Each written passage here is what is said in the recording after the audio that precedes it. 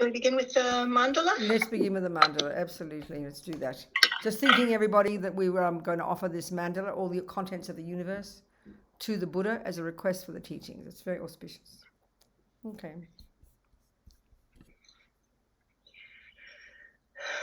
Saji poki juxing me to drum ri robling ji ni de gen badi sang ye jing du me te wai droku nam da xing la je pa shok. And O holy and perfect pure Lama, from the clouds of compassion that form the skies of your Dharmakaya wisdom, please release a rain of vast and profound Dharma, precisely in accordance with the needs of those to be trained. Idam Guru Ratna Mandala Kamneyatayami. Okay, good, wonderful. And now our little prayer that expresses our reliance on the Buddha. The first two lines and the second two lines are aspiration to listen to these teachings so we can develop our amazing qualities so we can be a benefit to others. I go for refuge until I'm enlightened to the Buddha, the Dharma, and the Supreme Assembly, and by the merits, by the virtuous karma that I create from listening to these teachings, may I become a Buddha in order to benefit all sentient beings. Sangye Chodang Soke Chognam La Jancho Badu Dagni Kyapsu Chi Dagi Chernyen Gipe Sonam Ki Drola Penche Sangye Drupa Shok Sangye Chodang Soke Chognam La Jancho Badu Dagni Kyapsu Chi Dagi Chernyen Gipe Sonam Ki Drola Penche Sangye Drupa Shok. Okay. So Mary Ellen, I'm recording some of my teachings, but I didn't record last week's and I haven't got a clue what I said. I haven't got a clue where we got up to. So can you tell me where we got up to last week? What have we covered what have we covered? We did a review of all of the things that you've taught to go through three times, and then we talked into karma and into karma in the more subtle ways that it manifests, and all the ways that it manifests, but in the more subtle. Okay. With that, and can anyone else add anything? Did we talk about purification? Yes, we did. We talked about purification. So we're still in the first scope, basically. We haven't gone into the. Okay, that's good. So I understand. Okay. So Okay, good. So then basically we'll just go over the main points, taking this structure. The very first thing that Lama Tsongkhapa talks about is the necessity to have a teacher and the appropriate way the reason to have a teacher. And we talked a bit about that. But just for me, the main point is, this is uncharted territory. Becoming a Buddha is an uncharted territory for us. So we need to check carefully, be confident, use our intelligence. We choose the teacher. As Pabonka Rinpoche says, choose your guru very carefully. You're going to end up like them. And really, there's a lot of misconceptions in the West about this. So be very practical about it. But the key thing is we know in any body of knowledge, you need a decent teacher. It's just reasonable. And you've got to do your market research and do your due diligence and check that they're valid. It's very obvious, and we would do that. It's absolutely for sure with a spiritual teacher. So then finding a spiritual teacher and knowing how to, use that relationship skillfully, and we then, a teacher gets us to think about it, Tsongkhapa gets us to think about the preciousness of this life, just kind of like doing some market research and realizing how fortunate we are. So the conclusion from this is we don't want to waste it. No way we want to waste it. Then we enter into the first level of practice, an entry-level junior school, or the lowest scope, as Tsongkhapa calls it. And we start to, so here he increases our wish to not want to waste this life by getting us to think about impermanence, but in particular, death. And his agenda here is to give us a wake-up call, that's all. Why death is because it gives us a wake-up call. His teachings on impermanence are vast, But here, his particular point, his agenda is very personal. If we can think about impermanence in relation to death, then we'll increase our wish not to waste this life. That's his agenda. So then we discussed that. Then we thought, well, the next step is, given that we've got countless opportunities of all kinds of rebirths, because the logic is, we discussed the beginninglessness of mind. This is a crucial one. Lama Zopa always started his teachings when he taught the Lam Rim and Kopan. He'd always start with his idea of what the mind is and how it's beginningless. Because if you're thinking the brain is the mind, that clearly doesn't go anywhere. So we have to take this Buddha's view of what the mind is. It's beginningless, it's a continuity, not the handiwork of a creator, not the handiwork of our parents, not the function of the brain, all of these things we discussed. We're going to go more into mind when we get in a minute. We'll go to the second scope, which is where we start becoming a real Buddhist and we start to actually know our mind. So then increasing our wish not to waste this precious life by thinking about the death is definite and I could die at any time, and guess what? I could get some crummy lifetimes, crummy rebirths. Thank you very much. I don't want that. So the next step is, well, whom can I turn to? And so we turn to the Buddha, the Dhamma, and the Sangha. We take refuge, I don't know how deep. I didn't go that very deeply, I must say. I didn't. We did talk about it separately in a course, I know that, but basically we're really confident in the same way that you check on a teacher, is just the same way you check on the Buddha. You check on his history, you check on his stories, you check on his teachings, you check on his disciples. So you've got confidence, so you can rely upon. Then you rely upon his teachings, and you rely upon the spiritual community, the three jewels, as they call it. So now we begin to practice. Now we're priming our mind to get to the point where now we're going to abide by the laws of karma. And this is the fundamental, this is the basis, this is the groundwork. And we discussed this a lot last week, the week before as well, and the week before that, I think. We abide by the laws of karma, because this is, as His Holiness calls it, self-creation. And it's one that's a tough one to get to, because we don't have that in the Christian teachings, and we don't have this in the materialist teachings. But here, the Buddha says we are the boss. We create ourselves. This kind of shocking concept, really. But it's very wonderful to hear this. Very powerful, very empowering, actually. To recognize that whatever you think and do and say produces the person you become. I mean, that's basically the law of karma, So given I don't want suffering and do want happiness, guess what? I better learn the rules of karma. I want a decent garden, I better learn the rules of botany. It's pretty straightforward.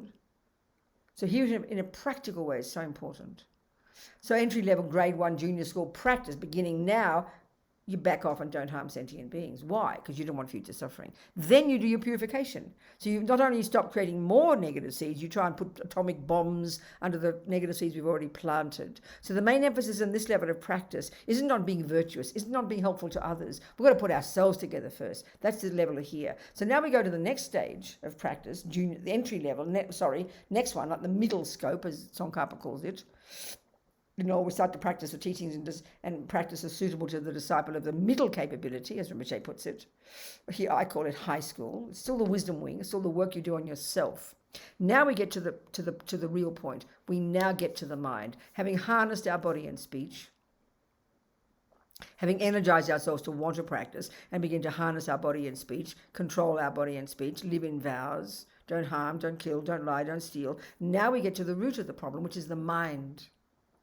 So here now we continue to work on ourselves. This is still the emphasis here. The real work happens now. You could say that ethics, good ethics, a good communist and a good Muslim would also not kill and not steal. That's not unique. Buddha's view of it is pretty unique, his view of karma. But here we now really get to become a Buddhist. We look into the way the mind is. We've talked about this often enough, but we'll state it here. And so here is where you'd actually study the Four Noble Truths. I think, in this middle scope. The Four Noble Truths, he's teaching the very first gate after he got enlightened. The Four Truths, the Four Facts for the Noble Ones. Noble is a title for a person who's realized this stuff, So the first one, it's all framed in terms of suffering. So the first of these 4 facts is that there is suffering. The second is there are causes. The third, you can get rid of that suffering and those causes. And fourth, how to do it. Essentially, that's it. It's another way of framing the whole Buddhist practice, Buddhist path. So the first one is, there's different ways of presenting suffering, but here a really delicious way, a really good one is helpful, is to understand the 3 levels of suffering. And this is where we really get into the nitty-gritty of, more detail of Buddha's precise view of what he's learned from his own experience, that we've got the potential, every one of us, to stop suffering. So it's very clear, isn't it? If you've got a problem, your first step in solving it is you've got to identify it, and you've got to be precise. You can't muck around. You've got to be precise in identifying exactly what the problem is. And then the next one is, you can't possibly solve a problem until you've found the causes. So we might be able to identify lots of problems, but our problem is finding the cause. So once you've found the cause of a problem, my sense is that you're already there. Once you've got the cause, you know what the solution is. The cause will imply the solution. Certainly with the Buddhist teachings, it's like that. So, what is suffering and what are the causes? Well, the first one, we've already gone into this with karma. But we'll go more deeply into it now. There's three levels of suffering Buddha talks about. There's the suffering of suffering, which is what we all already understand as suffering, nothing special. When basically speaking very simply, it's when the bad things happen. Look at your life. Look at dogs and monkeys feel the same way. It's when the bad things happen. That's the suffering of suffering. So there's a broader position, there's a broader picture here, and there's a narrower picture. And we'll discuss it from the narrower picture. But the broader picture is that Buddha, from his discussion of all the realms of existence. Buddha's got this vast world view, not just this planet, but the universe. His way of presenting the entire universe in terms of the occupants of it, which is the sentient beings. So there are sentient beings, there are beings who are Buddhas, who are out of everything, or, they've finished the mess. Then there are those of us who are still in samsara, still ordinary beings. And all of us, and the definition of being a samsaric being, well, actually not so much ordinary, but a sentient being, the definition is, no. The definition of being an ordinary being is that you've still got ignorance. You've still got ignorance in the mind. Your mind is still deluded. You haven't rid the mind of delusions. But there's levels of delusions. There's levels of delusions, So from Buddha's perspective in samsara, there's these different, the realm of existence that we exist in, we humans, is in what he calls the desire realm. It's a realm of attachment. It's the product of attachment. So if you think of karma as like personal evolution in a way, it's a bit like personal evolution, sort of think that way. Evolution not of a species, but evolution of yourself. And it's not always evolution either. Sometimes going up and down, we're going around in circles. But the Buddha's talking about these different realms of existence. So the suffering of suffering, the first kind of suffering, is referring to the suffering realms of existence. Animals, spirits, and hell beings. They're each a manifestation or a predominance of the three main delusions. Then you've got the upper realms, which is the second, but in fact is the second level of happiness, the second level of suffering. And then the third level is the subtle level, these Hindu great yogis, because Buddha came out of that tradition, where these beings have given up the gross level of suffering, given up the second level of suffering, but they've still got the third one. They're still in samsara, even though they're in the peak of samsara, in this subtle state of absorption. So there's one way of describing the three levels of suffering in terms of them. The other way is in terms of, we can look at suffering in terms of this life, which we understand,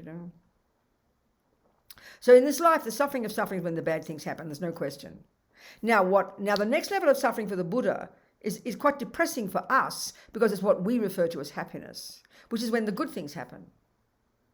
So when the bad things happen, we call it suffering, and when the good things happen, we call it happiness. And we don't know any other. There's no other way of seeing it. We either have happy things happen, or we have unhappy things. We either have pleasant feelings, or we have unpleasant feelings. That's it. Okay, there's sort of neutral as well. We forget those. So as far as Buddha's concerned, though, his view, his analysis is more subtle, more nuanced. He says, sorry, guys, but what you call happiness, because it's driven by attachment and delusions, it's still polluted. So it's actually a subtler level of suffering. And so that's the thing we're going to talk about mainly here in this section of the path, to learn to try and understand literally the mechanics and to understand logically the technology of it, if you like, how logically what Buddha's view of is of how when attachment, and how what we call happiness is another level, is a subtler level of suffering. That I think is the key point to understand. And it's quite precise. We just can't hear it. We have to hear logically what it is. Let's look into that. And the only way we're going to understand this is by understanding the mind. And it's here we can really understand the mind. In the Lam Rim, where we talk about the mind, this is coming from all the texts in the literature, like Lowrig and all the other texts from the, from the Indian, from the history, the literature of Buddhism. All the details about what the mind is and how it functions. This is where this comes in here. So there's a third level of suffering, which is very abstract for us. We don't consider this in our life. It's called all-pervasive suffering or conditioned suffering.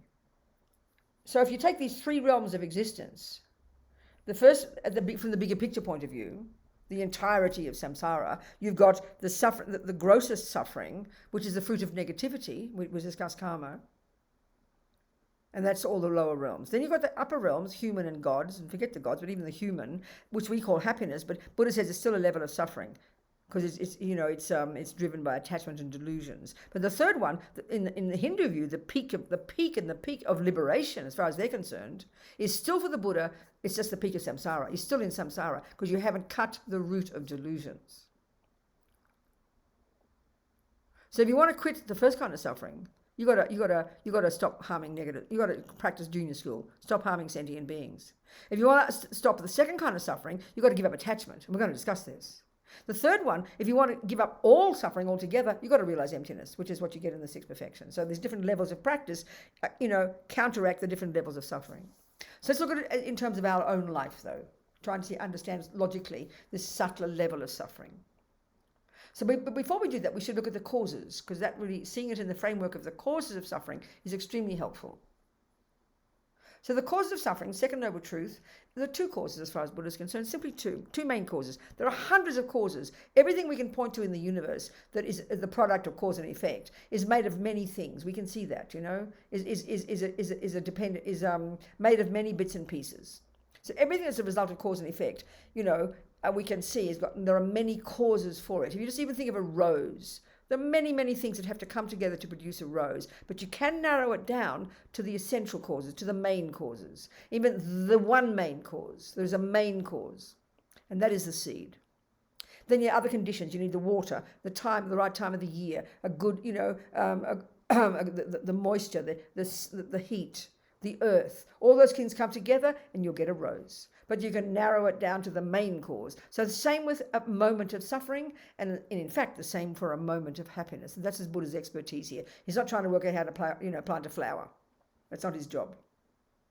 He's dealing with happiness and suffering, how to stop suffering and get happiness. So we need to then, if we want to try and stop suffering, we must identify what suffering is. And then second, we must identify its causes. Well, there are two causes. I mean, it's so straightforward for the Buddha, In scientific terms, we haven't found the answers to all these things yet, and that's fine. But Buddha suggests he has. He's got his down, He had it around for a couple of thousand years.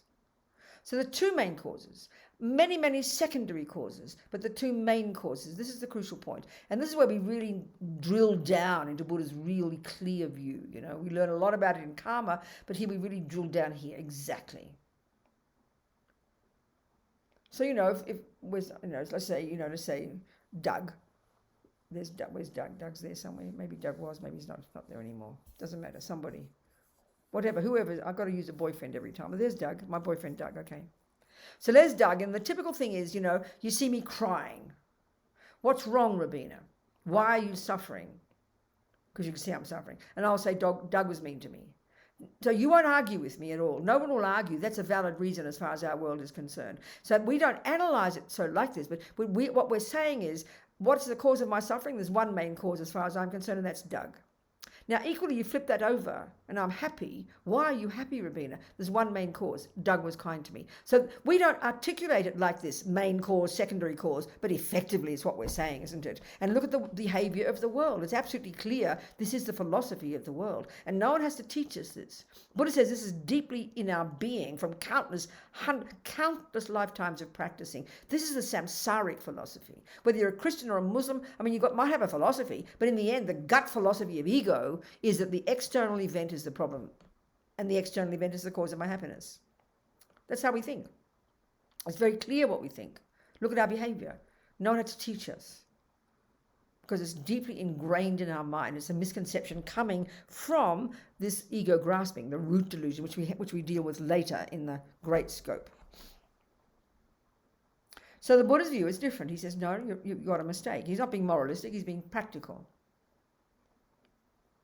As far as he's concerned, there are two main causes of my suffering, and neither is Doug.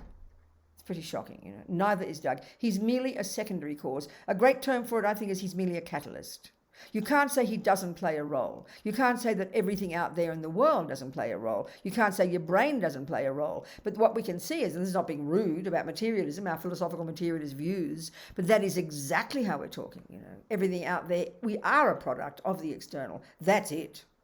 Pretty much. But the Buddha's view is wrong, is different. He says, no, your mind, your consciousness, your viewpoints, they are the main cause. of your happiness as well, which is just as well. So as far as, simplistically speaking, given that my mind goes back and back, given that Doug's mind goes back and back, this is Buddha's observation, we clearly, and this is when we learn about karma, it's not a random event that I bump into Doug. We've got some history together, we bump into each other, and it's not a random event that Doug punches me in the nose one day or is mean to me one day, or equally, it's not a random event that he's kind to me. Karma's pretty personal. If it happens to me, I must have created the cause. I must have sown the seed. It's my life is my garden, and whatever is in my garden, it is definitely the first cause, is I put the seed there. So this is already, as we discussed with karma, a profound level of practice. This needs stupendous, hard internal work to even buy into this view, which is pretty shocking, But we want to get beyond that. We want to get to the root of even why that happened. And the second cause of suffering is the delusion that in the two causes, 27 lives ago, 2 lives ago, whatever, I must have harmed Doug, and that's with my body and speech, which is why I'm getting it back with his body and speech. And second, what caused me to do that, which is the root cause of the suffering, is the delusion in my mind that drove it. That's what we deal with here. In the first level of practice, we're dealing with the behavior. We're dealing with the karma level. Here, we're dealing with the motivator of the body and speech. The motivator, which is the mind. So I must have had anger, and then on the basis of anger, my word said something, and the karmic seed was planted in my mind, and I didn't pull it out, obviously, and now the fruit comes. 27 lives later, whatever it might be. Karma is definite. Karma takes care, Lama Yeshe says. So there are two main causes of my suffering. Now, it's really clear. I mean, it's really straightforward. There are two causes, both inside me. They're the main causes. And the main cause means if you work on those, then this is how you solve the problem. We only work on the secondary one because we believe that Doug is the main cause. So we try to make Doug change. That's how we work. So the fact is, this is a simple. This is the first kind of suffering. This is the obvious one when he's mean to me. The two main causes, past action and the delusion that impels it, and they subsume to the one, the delusions. The mind is the main cause of all our suffering and the main cause of all our happiness. So if that's true, it's here in this level of practice, we have to learn about the mind. So this is, the text we would study. It's called Lorig, mind and awareness, something like that.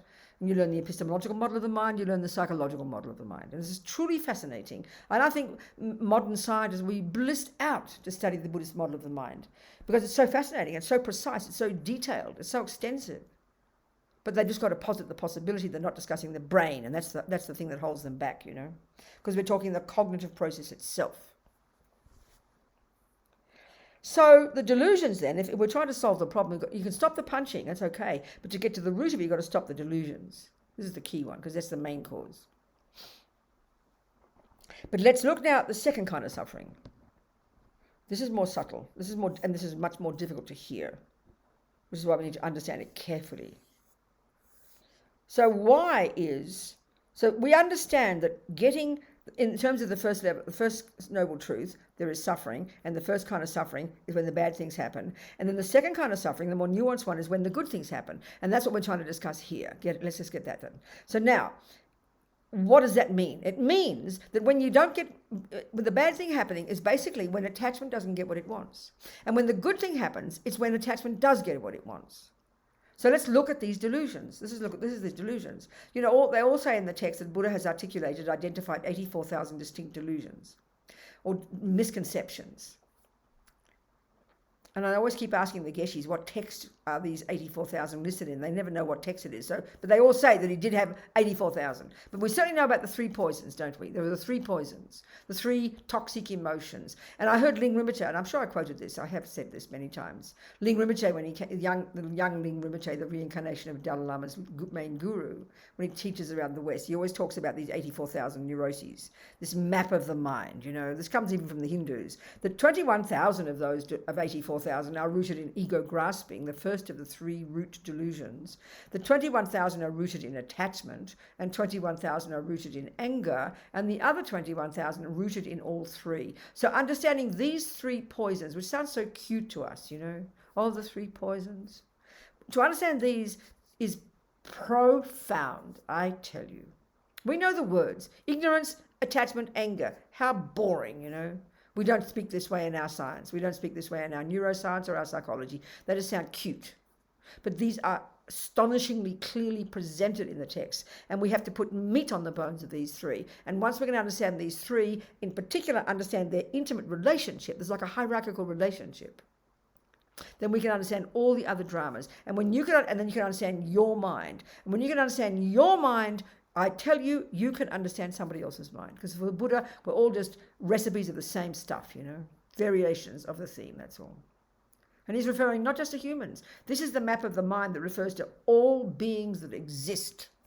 Humans, animals, dogs, fish, and other beings we can't even see. This model is coherent for the universe.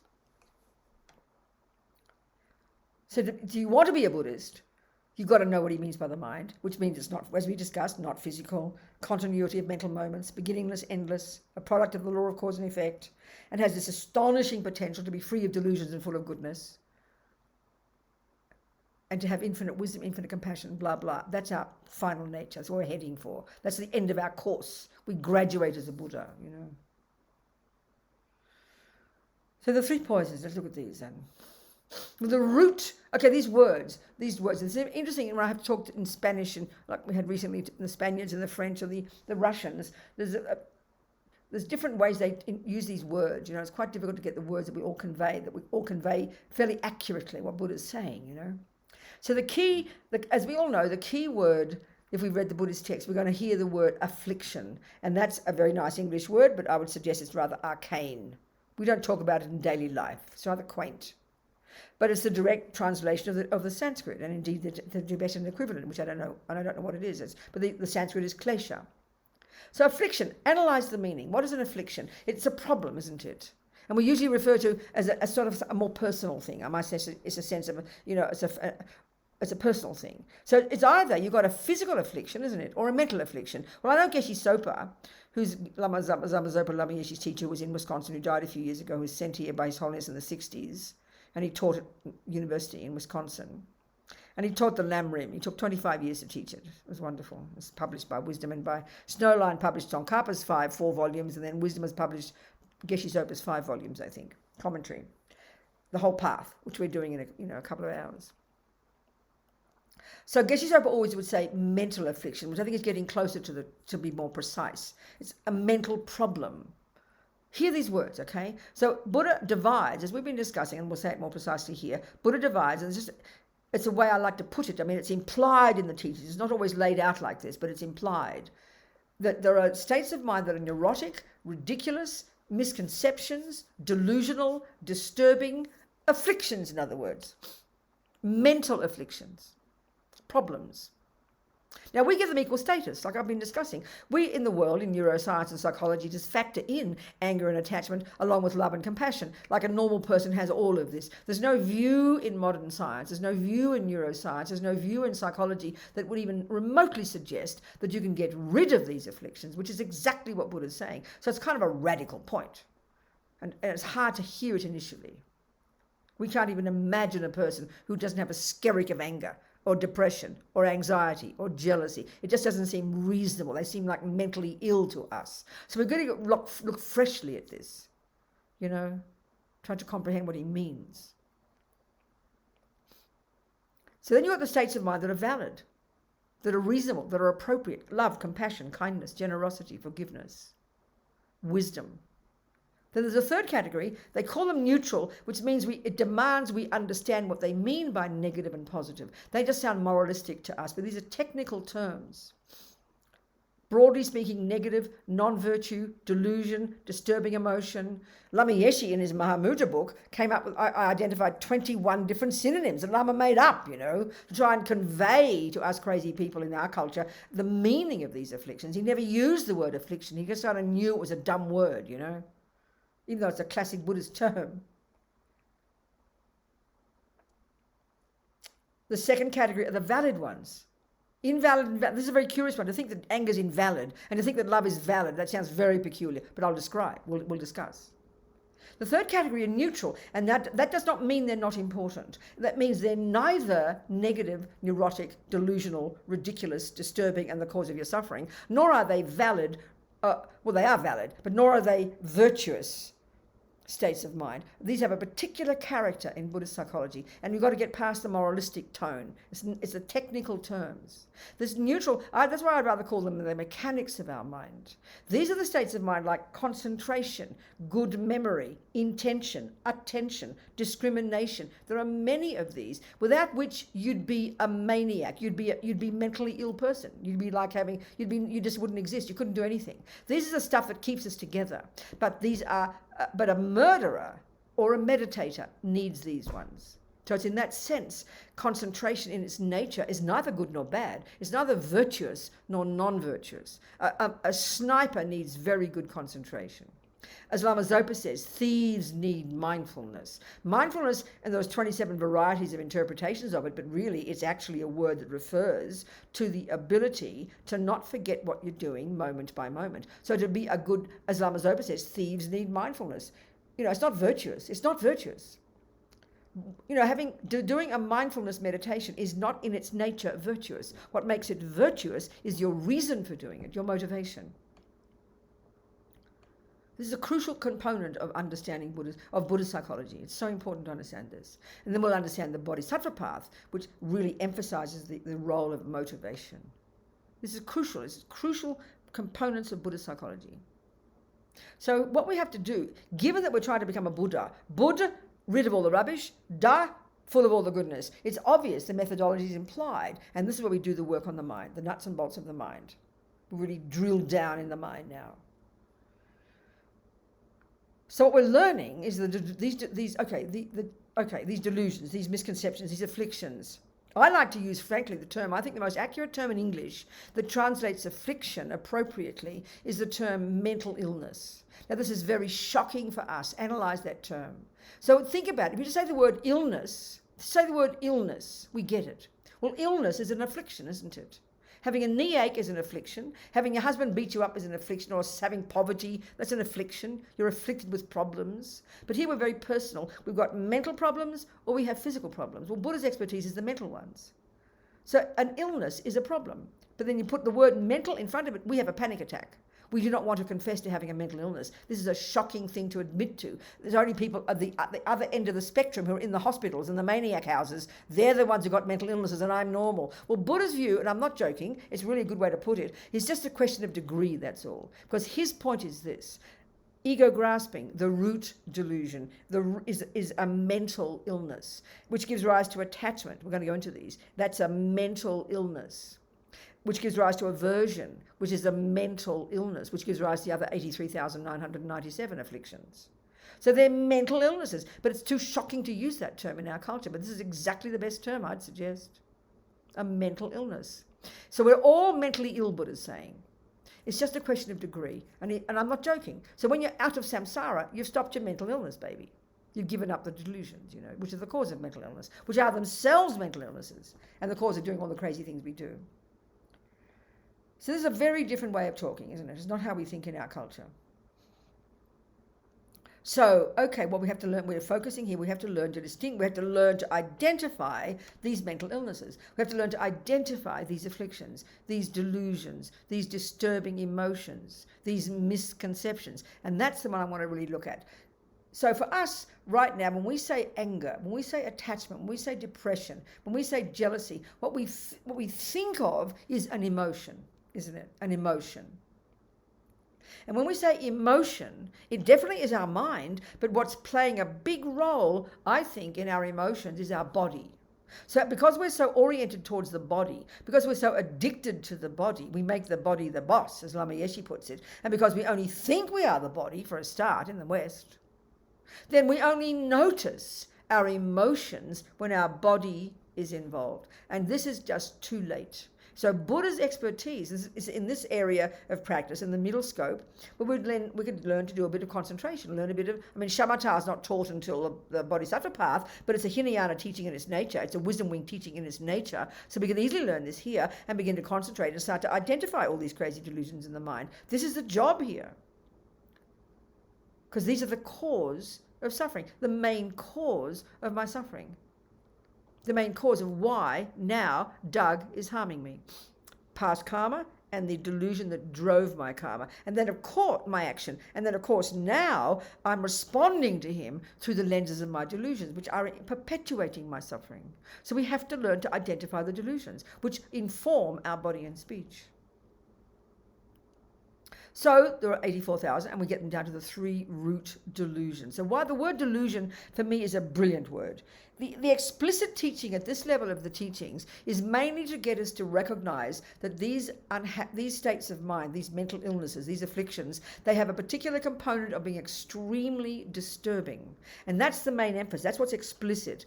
But what's implicit here, which we really learn about when we get to the university level, when we get to the great scope, when we learn about concentration and emptiness, when we really get to the root of it, we get to realize that all these disturbing emotions, all these afflictions, their key factor is that they are delusional. They are delusions. It's a name given to a state of mind, but they cause us to be delusional. This is pretty incredible. What we have to learn is understand that. But the key one is first seeing that they're very disturbing and recognize that just the anger itself is breaking my heart. The depression itself is breaking my heart. The jealousy itself is causing me so much pain. But our problem, because of our own our wrong analysis for the Buddha, I'm addicted to believing that Doug is the cause of my jealousy. I'm jealous because of Doug. I'm angry because of Doug. This is not a joke. This is what we utterly believe, and this is kind of enshrined in our psychology and neuroscience. This is what we all believe totally. Buddha's saying, no, there's a more nuanced, subtler way to see it. And when you get to this subtler level, this is when you can solve the problem. He says, no, Doug is the mere catalyst of my jealousy, and the main source of my suffering is my jealousy. Doug is the mere catalyst of my anger, and the main cause of my suffering is my anger. This is the point that he's making. It's not complicated words, but it kind of blows our mind, you know. This is what we have to learn to see. So if it's true that my anger is the main cause, my jealousy is the main cause, my attachment's the main cause, it is fairly evident I need to identify them. It's pretty clear, it's logical, it's scientific, if they're the main cause of my suffering. So the 3 root delusions, these 3 poisons, the summary of all the others, which are huge in daily life, we need to understand the relationship. So the root one, it's known simply as ignorance. But it's a very specific ignorance, and we're going to discuss this when we get to the great scope, to the last of the 6 perfections. But roughly here, it's the one that's underneath all the others. It's the one that informs all the others. So it's the closest, the one that's got the closest relationship to this, because like I mentioned, they've got like a hierarchical relationship. And it's known when it relates to so this ignorance is specifically an ignorance in the mind, a primordially deep misconception, deep in the bones of our being, but so instinctive it's like a joke to call it a misconception. But that's the key, the factor of all of these neurotic emotions. They're all rooted in being misconceptions. And this is when we can understand this helps us understand how we can change them. So ego grasping, so ignorance, it's a primordial misconception about the very ontological status itself of everything that exists. But specifically here, we're referring to it as the one that clings to a misconception about the very nature of me.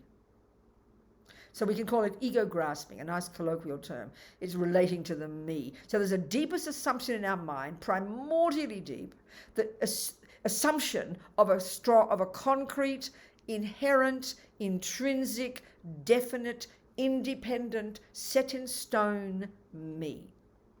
And there's levels and levels of subtlety about that, which we'll get to later. So that's driving everything. That underpins everything. Now, its main voice, effectively, as far as the Four Noble Truths are concerned, is the main cause of our suffering in day-to-day life. That's called attachment.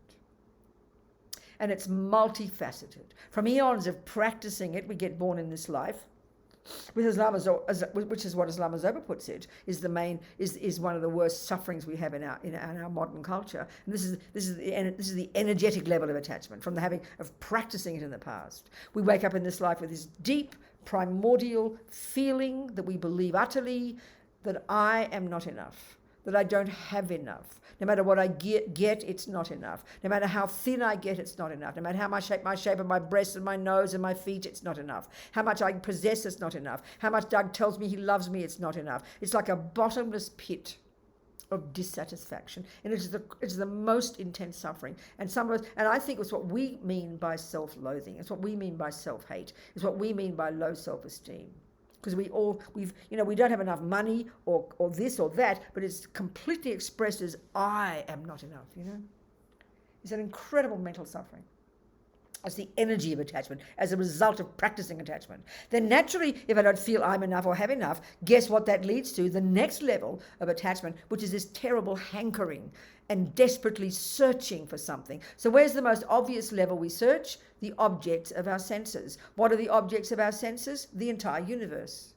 So basically the whole world is a bunch of 5 sense objects. So naturally that's the first thing we see based on this gross body, based on the gross sensory consciousness. We observe and hear and taste and touch and smell things. So this attachment assumes there's something out there such that when I get it, it'll fill up the gaping hole and I'll feel some satisfaction. That's the belief. So that's attachment's then more proactive job. It then starts to search for. It's like a control freak to find that thing, and depends on your karma. That could be to kill people, it could be to have sex with people, it could be to eat food, it could be to own handbags, it could be a million things. Attachment is limitless in its capacity to find something to glom onto with the utter belief, unquestioned, totally instinctive, that when I get it, I'll get happy. That's attachment. And the next level of attachment is then all the manipulating and controlling to get the Doug in this case. I say the Doug is the one. That's a pretty big one for us in this world. Get another half, as we call it. And then the possessing. The crucial one that runs through all of this attachment, these different levels, the crucial story that attachment tells is what it does is the more strong the attachment, more strong the emotional hunger, the more the object will appear utterly divine. So when you're out of your brain with attachment, when you're over the top insane with attachment, you're living in complete demented la-la land. You are hallucinating. You believe that he is the most divine person in the whole universe. You think about him. This is one of the functions of attachment. You think about him all the time. Check your mind, people. If we're attached to food, think about it. It's there in your mind all the time. You think about it in the morning, you think about it when you wake up, you think about it when you go to sleep, you think about it when you're getting it, and then when you finish it, you think about the next one. It never stops. If you're into sex, it's just how it all is. We all like this. It just depends on the object, depends on our karma, depends on our taste, which objects we like. Some people it's food. Some people it's jumping on girls. Some people it's jumping on boys. You think about it all the time. And if it's a really difficult one, like one of my friends on death row in Kentucky, my friend Mitchell is a Buddhist. There's one fellow I know there. I've visited him, been to see him. He's a very laid back, relaxed guy. As Mitchell said, Robina, he thinks of torture all the time. So this is due to karma. You've got karmic connections with certain activities, karmic connections of close connection with certain people, certain things, certain tendencies. So this poor fellow had a tendency to want to torture people. We just think he's a monster and send him to hell. But when you understand karma and the mind, can you imagine the suffering? I'm glad he's safe in death row. I'm not happy he's on death row, but I'm glad he's safe from torturing people. But his mind is full of it. So you look at your own mind. We know we can't stop thinking about things. That's the function of attachment. You think about the object all the time. Attachment. So it's dissatisfaction, emotional hunger, manipulating to get the object, exaggerating the object, and you get it, and then in the cases of like Doug's, you then possess. It becomes an extension of me. So intense. Look at parents and your children. In our culture, we actually think we made that child. It's so arrogant to think you created a person. How arrogant we are. But we really believe it. No, you didn't. You just had sex, and this person who had the karma to come to your womb came barging in. Then you give them a life and you give them education, how kind you are. But, you know, they don't belong to you, baby, that's for sure. You've got a strong karmic history with them, and you're repaying their kindness by being their mum and dad. You don't belong to them. They don't belong to you. You don't own them. You didn't make them. You gave them a body. Yes, you did. But to think that we make people is kind of, talk about demented, talk about arrogant. It's unbelievable. So possession, possessiveness is, so all these are the functions. Control freak, emotional hunger, needy, possessiveness. They're all attachment. They're all a function of attachment. But mentally, what attachment is this berserk, out of control mind. We see it. And so it's so the way of summarizing, I think, what attachment is, being the main voice of ego grasping, the main voice of this deep sense of a concrete me. Attachment is this, actually, the more we look at it, it's an assumption, the deepest of assumptions, and it's an assumption, summarizing all of this, that this I that we've made up must get what it wants every single second, and it is frantic. Attachment makes us frantic to get what I want every second. And what does that mean? Another way to put it, attachment wants only the nice things. Attachment is a junkie that can only handle the nice things, and the nice thing is what means I want, whatever I think is nice. Attachment only can cope with having nice things. It's like an infant. It's like a demented, greedy little bottomless pit of infant that only can handle the nice things. And attachment spends its life manipulating and running everything to get what it thinks. You get only the nice things that make me happy. So if we see it in a very raw form, if we can identify our attachment separate from our virtues, because they're our saving grace, how fortunate we have virtues. But we mix all these together. But if we did this job of identifying the differences, which we need to do, and you put aside your love, your compassion, your kindness, your intelligence, and you just learn to identify the raw form of attachment, you'd be a psychopath.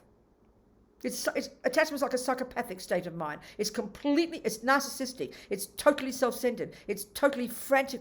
But don't criticize, because it's suffering. It's unbelievable suffering. This sounds so shocking to us. We don't think like this. It's the voice of a desperately suffering person. Bottomless pit, hungry, greedy, frantic to get what I want. And our virtues, they're our saving grace, you know.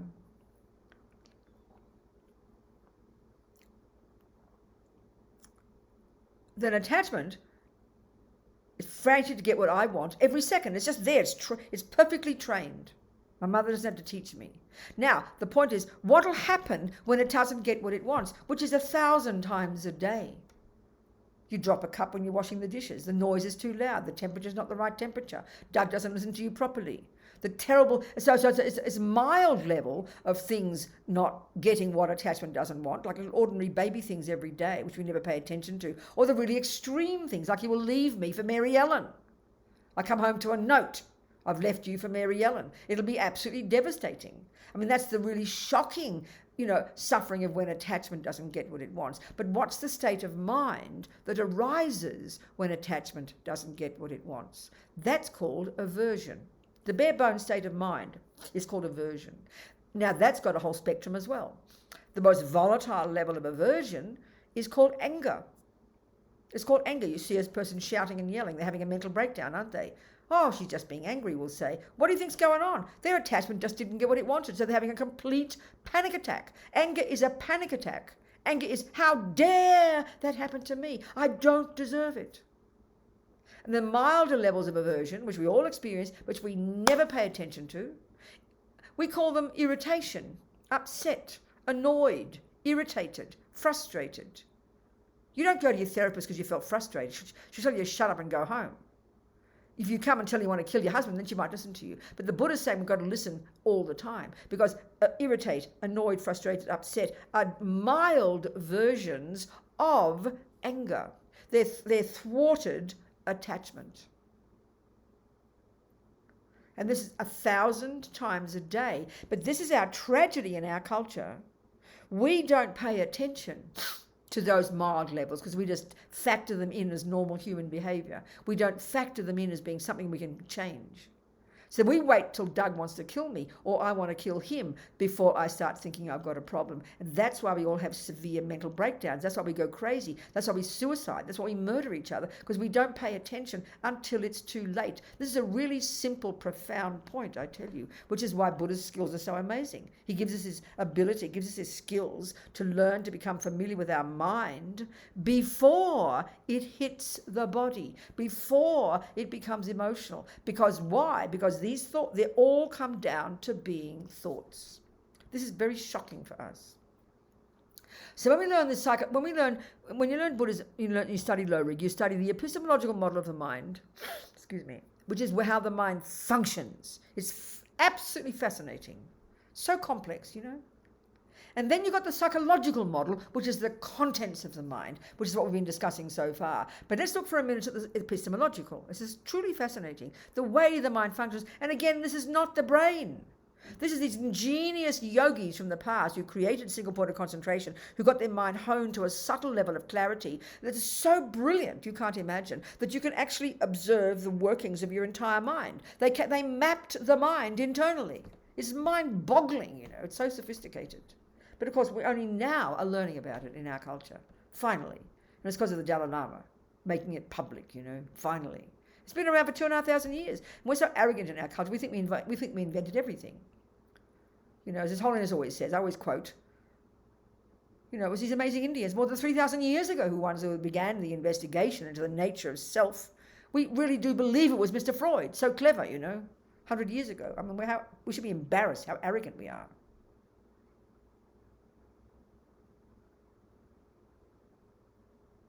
Anyway, the epistemological level, we function at there's two ways the mind functions. That's it. Sensory consciousness and mental consciousness. Understanding this distinction is already profound, I tell you. I'm sure if we've had classes, we've done this before, but it's very helpful. So we've got the sensory consciousness, okay? Now, the senses, as Lama says, we make the body the boss. We give incredible power to our senses. They're the first level, the first point of meeting with everything, isn't it? The body is the first thing. The senses are our first level of meeting anything. So we give them enormous power. And the Buddha says we give them grotesquely too much power. We misinterpret our experiences in a grotesque way. So what does he mean by that? That's my words, okay? So, very simple example. When you learn about the senses, you're in the 5 sensory consciousnesses. So first of all, let's spell those words out. Consciousness is another word for mind in general, okay? And they're synonymous. And they're referring to the non-physical part of us, the level, our own capacity for cognition. Now, so we have eye consciousness, ear consciousness, tactile consciousness, for example. So eye consciousness is that part of my mind, which is not physical, which, in dependence upon the eyeball, the eyelid being open, the nerves working nicely, the lights being on, a half a dozen conditions, I will have a cognition of a certain object. Always they talk in Buddhism, the mind is called the subject, and whatever it cognizes is object. Not just meaning a physical thing, the object of the mind.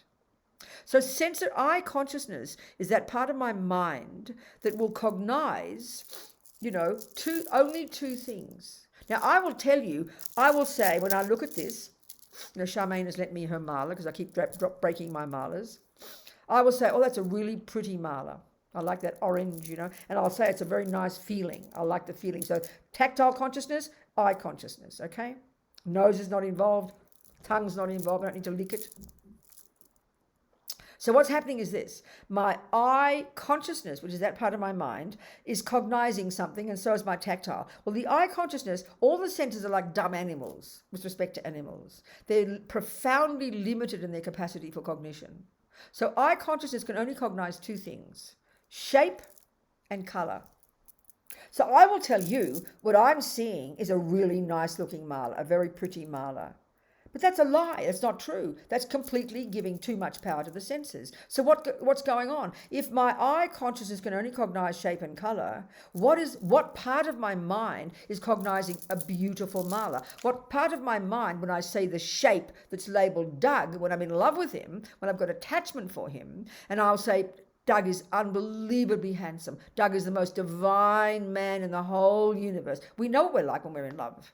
It's completely grotesquely over-exaggerating. Your eye consciousness can't cognize a divine Doug or can't cognize a lovely mala. It can only cognize shape and color. So you've got to ask the question, which part of my mind is cognizing divine Doug or delicious mala? Well, that's your mental consciousness, baby.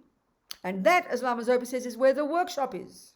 That's where the thousands of thoughts and feelings and emotions and unconscious and subconscious and instinct and intuition, this massive, massive workshop of stuff that is in general completely out of control. We don't look into it. We don't try to sort it out. We just take it for granted. This is Buddha's expertise. So what's going on is this. My eyes land here. The second Charmaine showed it to me. She showed me a couple of malas. One was boring as far as so that was the shape and color, and this other one, shape and color, and I grabbed, this one.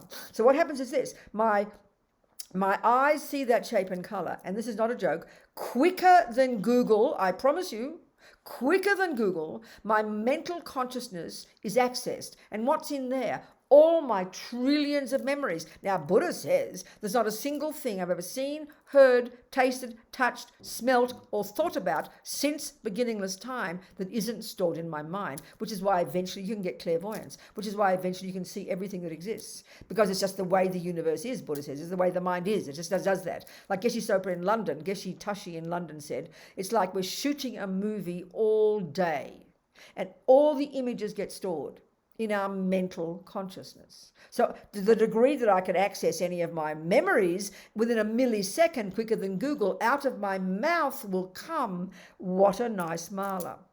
The orange will appeal to me, the tactile is pleasant, and I will grab hold and an attachment kicks in. So all of that is a function of your mental consciousness. And now this is the point now, finally, what are the contents? How can you characterize all the contents of our mental consciousness? Well, in the epistemological model, there's only two ways that our mental consciousness can function. One is called conceptual, which is a really gross level.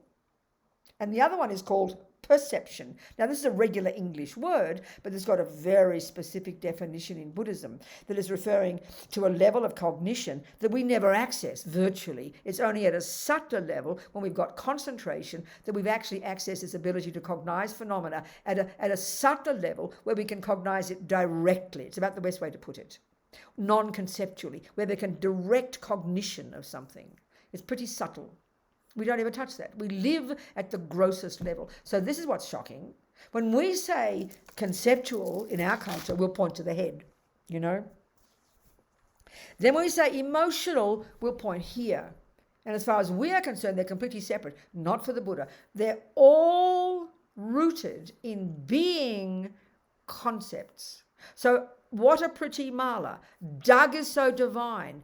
1 + 1 is 2. They're all concepts. We are genius. Our human mind is so ingenious. We have made up over eons of lifetimes these incredible, sophisticated, conceptual stories. So whatever's in our mental consciousness is our conceptual stories. They're viewpoints, opinions, ideas.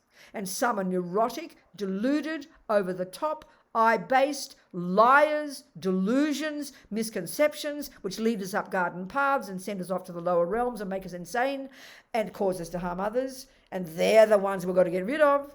They're the mental illnesses, the afflictions. And then the others are valid, virtuous, appropriate, that are valid states of mind, valid concepts that are linked to others. They're relatively speaking, in sync with reality. Delusions have no root in reality. We're living in La La Land, and these drive all sentient beings.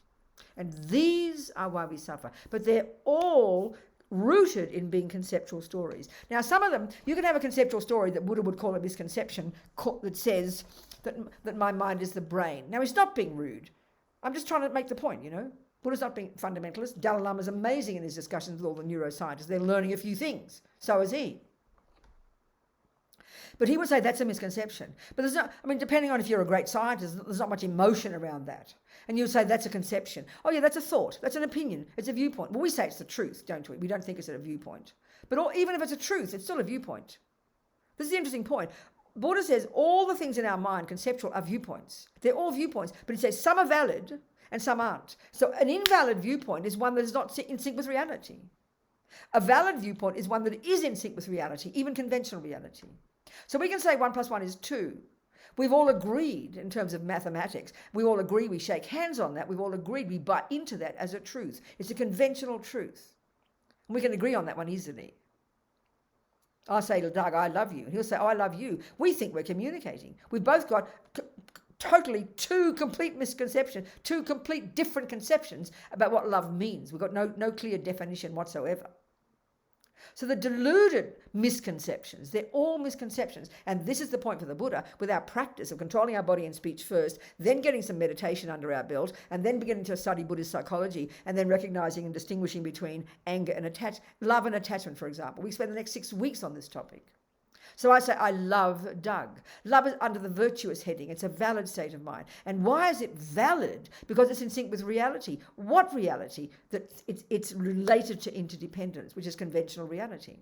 When you have love for a person, what is the definition of love in Buddhism? It's a concept, it's a thought, and it's bare bones, and it's, may you be happy. It's a delight in Doug's happiness. That's love, and it's valid because it's linked to others. So it's rooted in conventional reality. I also have attachment for Doug, but we conflate them. We don't even see the difference. Attachment is a lie, a misconception. Why is it a misconception? Because it believes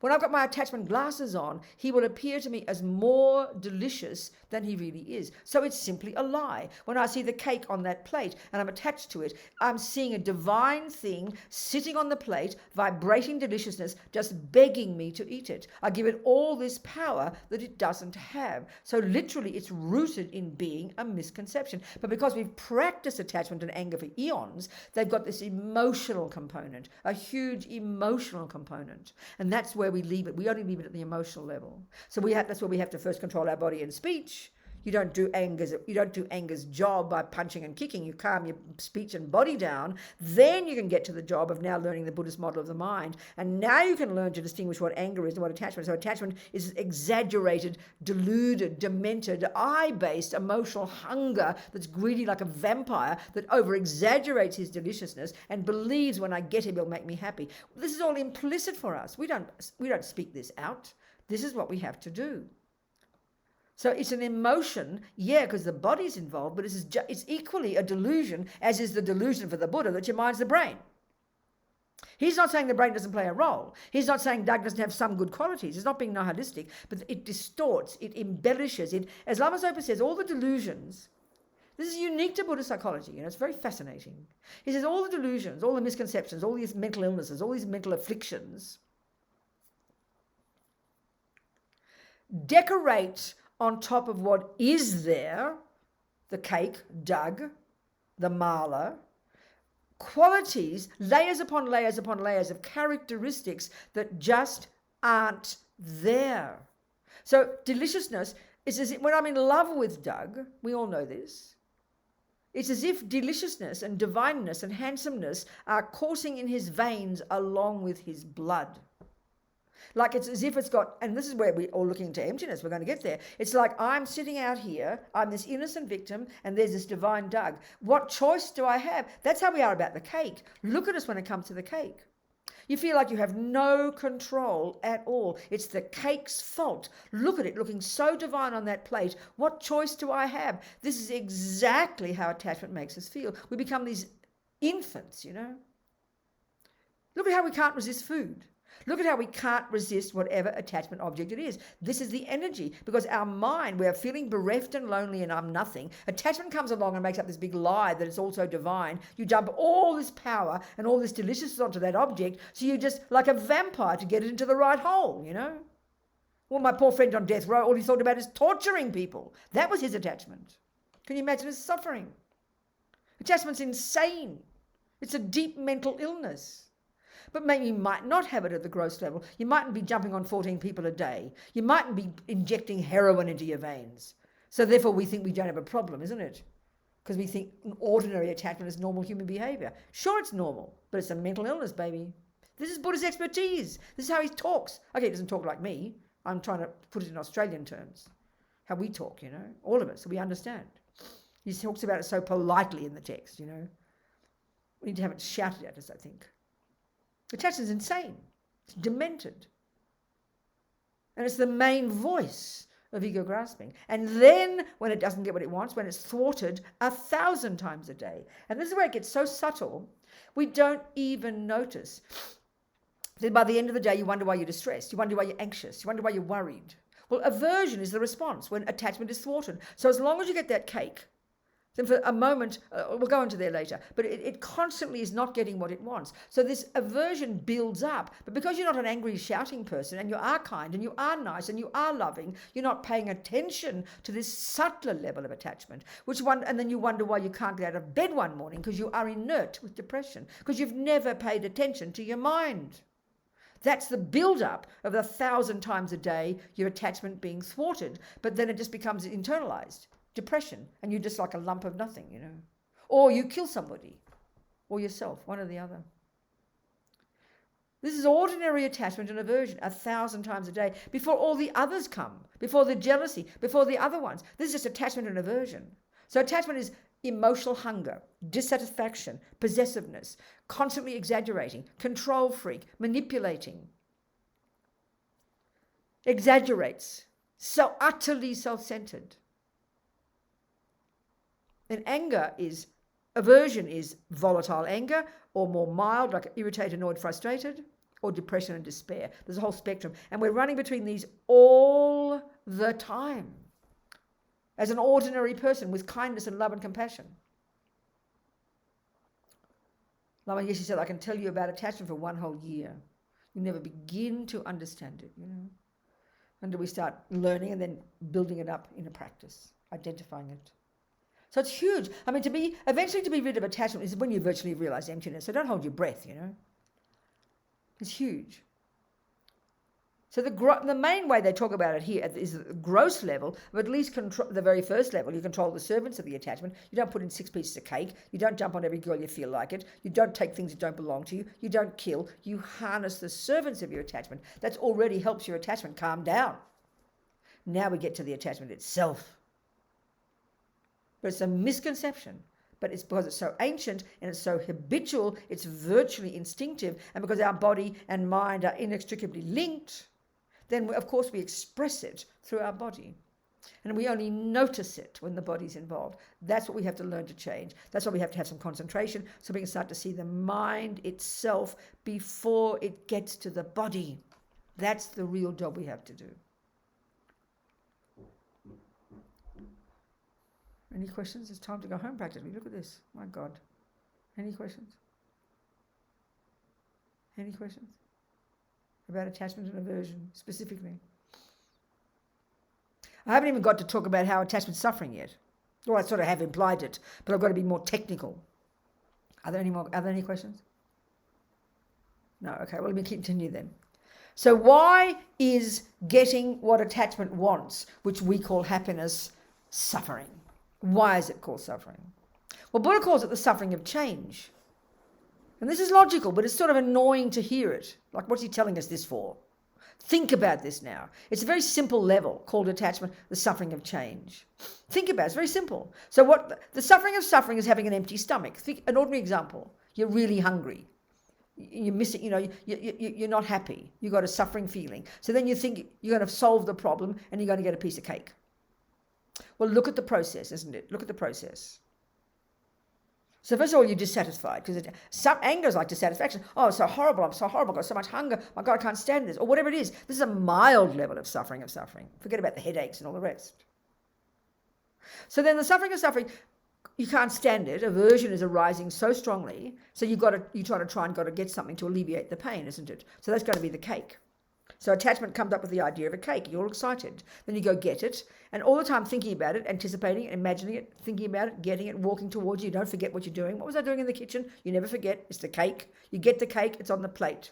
And the anticipating, this is one of the functions of attachment, is incredible anticipation. Is so excited, isn't it? Totally expecting happiness. Can't wait to get it in the mouth. So exciting. So you get the cake. And now what happens? You put it in the mouth. And I always joke and say, you know which hole it has to go. You don't put it here and wait for something to happen. We know the hole. We're nicely programmed. So you put the first mouthful in. Now what happens is this, and I've got to go into this now. This is about the mind again. There's various things going on here. And this is crucial to understand if we want to do this job of identifying what our mind is and how it functions. Remember, there's a third category of states of mind. There's the negative ones, and here we're discussing attachment. First of all, aversion, now attachment. Now, another state of mind, and this is what attachment's anticipating. It's called, there's a third category of states of mind that I like to call the mechanics. There's lots of these I've mentioned already: intention, attention, discrimination, blah, blah. But another one fits in there in this category, and initially it's quite confusing. It's called feeling, but it's not meaning an emotion. They don't use it like that. We use it as equivalent to an emotion. Not like that. It's a bare bones thing, and it's neither good nor bad. It's neither negative nor positive. It's bare bones. The way we're constructed, we are always going to have either a pleasant feeling, an unpleasant feeling, or a neutral feeling. There's only three categories. There's no fourth kind of feeling using this model. So obviously, so this is a really crucial point.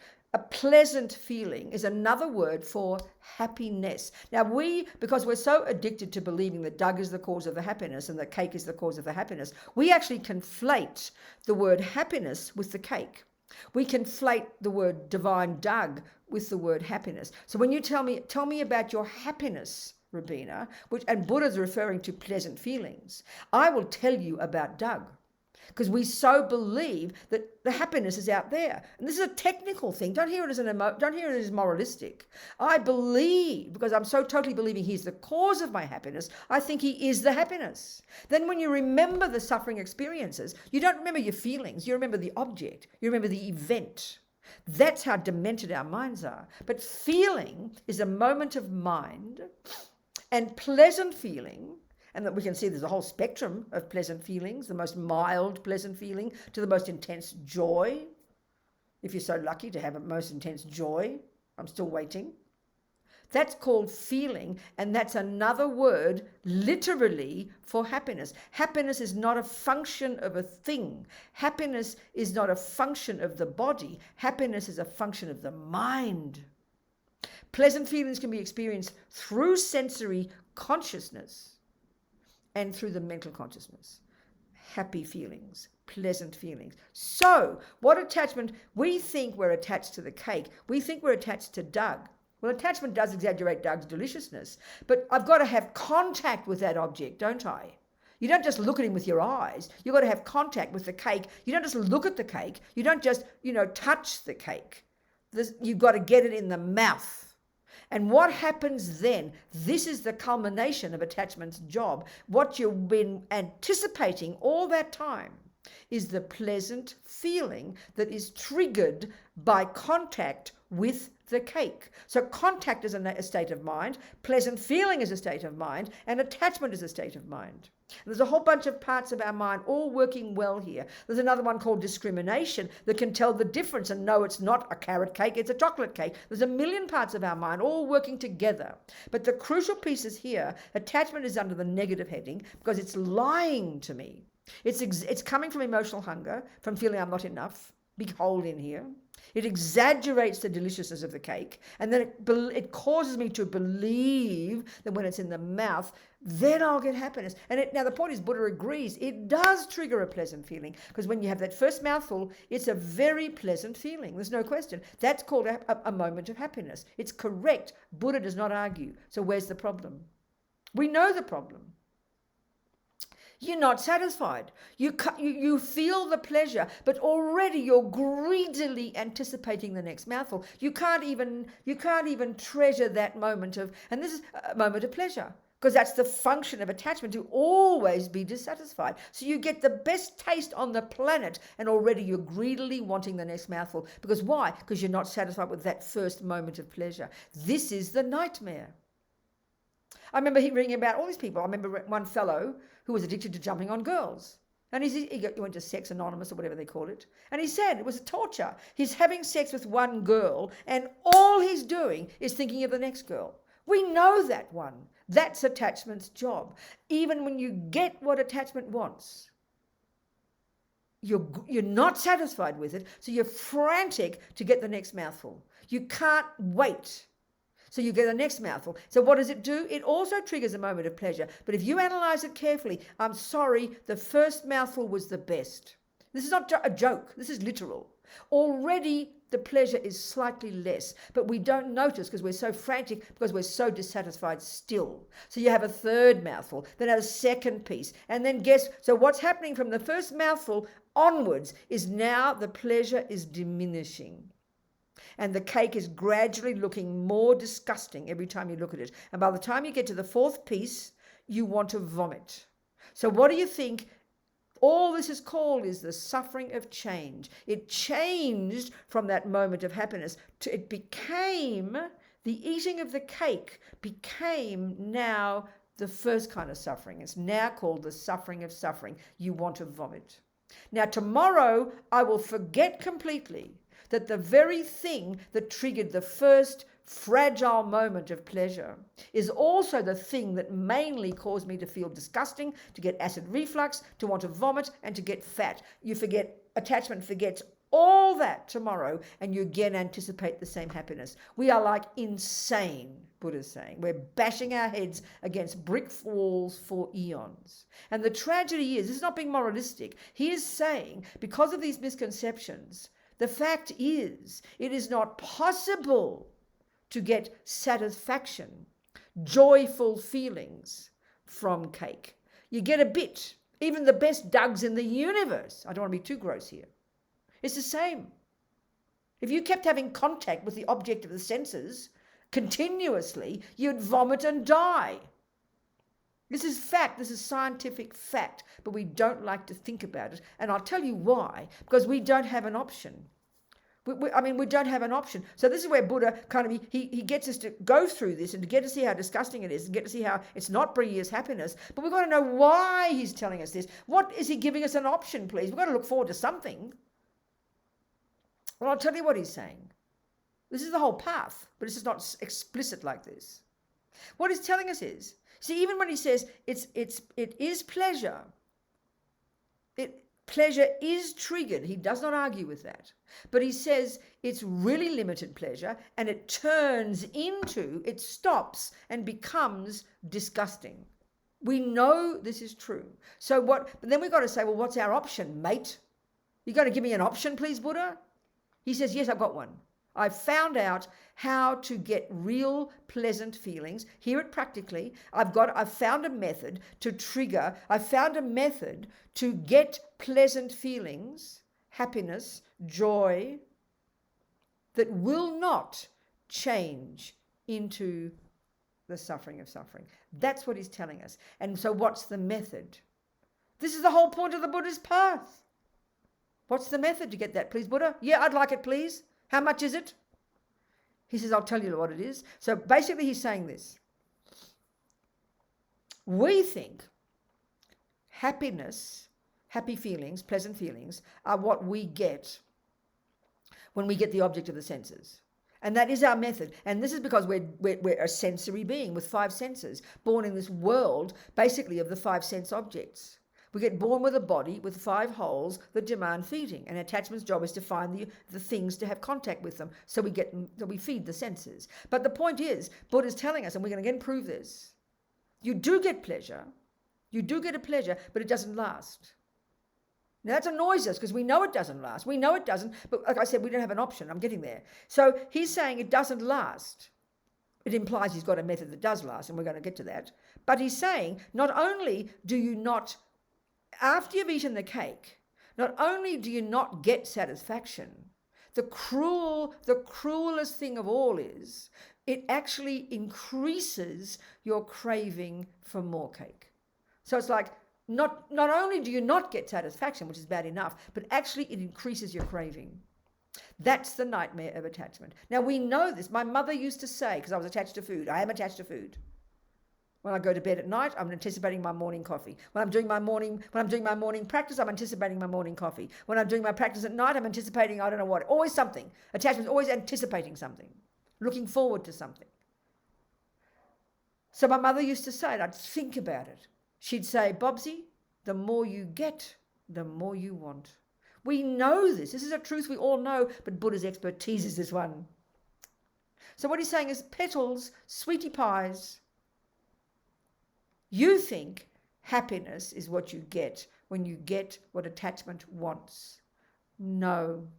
Happiness is what you get. Happiness is what you end up with when you've given up attachment. That's his method. Very simple.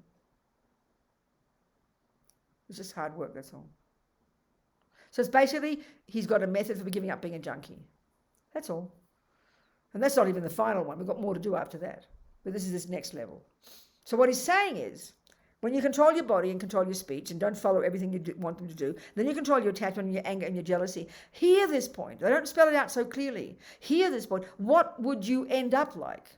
You'd end up more stable, more joyful, more disciplined, more grown up, but crucially, more joyful, more fulfilled. You'd be more content. So the method to get contentment is discipline. Control your body, speech, and mind. This is the first level of practice. You know, it's expressed by this picture behind me, Buddha behind me. It looks kind of boring. It looks like he's all holy. No, he's a joyful, blissful person.